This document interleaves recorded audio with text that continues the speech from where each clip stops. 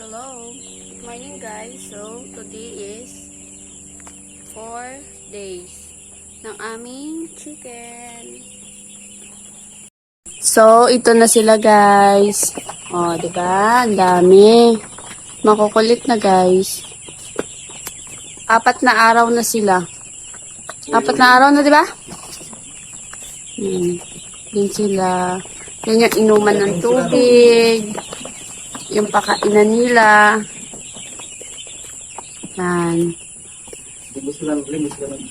Nasa 215 sila lahat. Nabawasan ng 3. Di 212 na lang.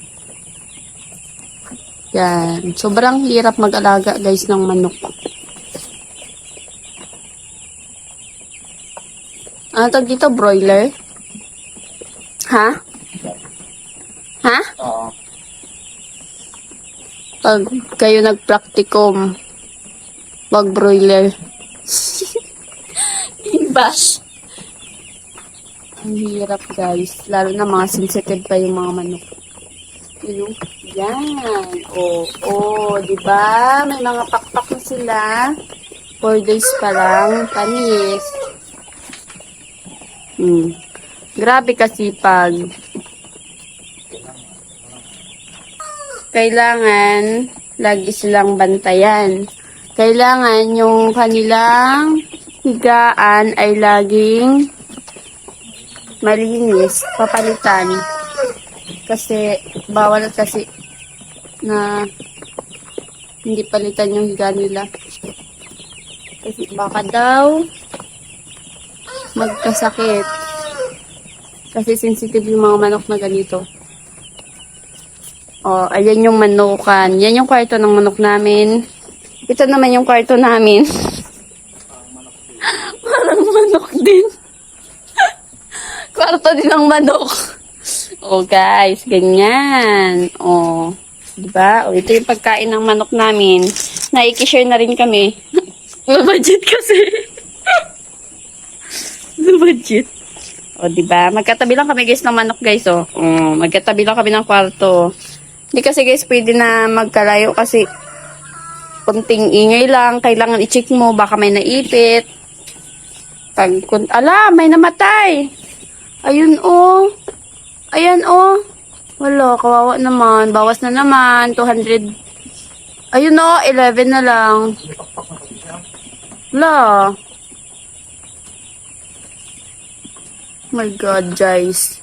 Pag nagpa-practicum ka guys, hindi talaga may iwasan guys may namamatay. Hindi naman marami pero gadayin siya guys. Oh, kawawa naman. Oh my God.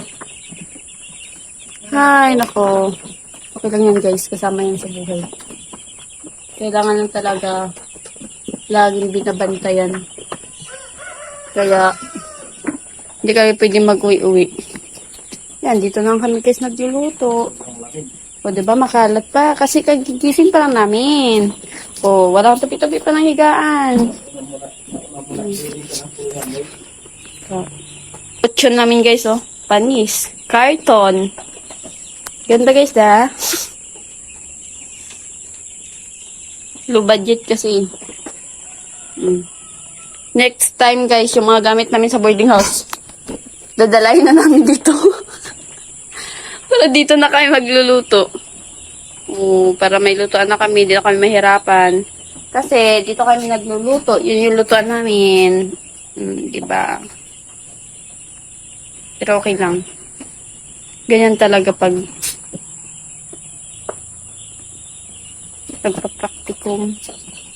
Ano ba daw kapag kain mo? Pagkain? Oh, kala ko pagkain mo. Kuhaan ko muna sila guys ng pagkain. Pasti guys, oh. Sundrox yung ano. Lagayan. Ah.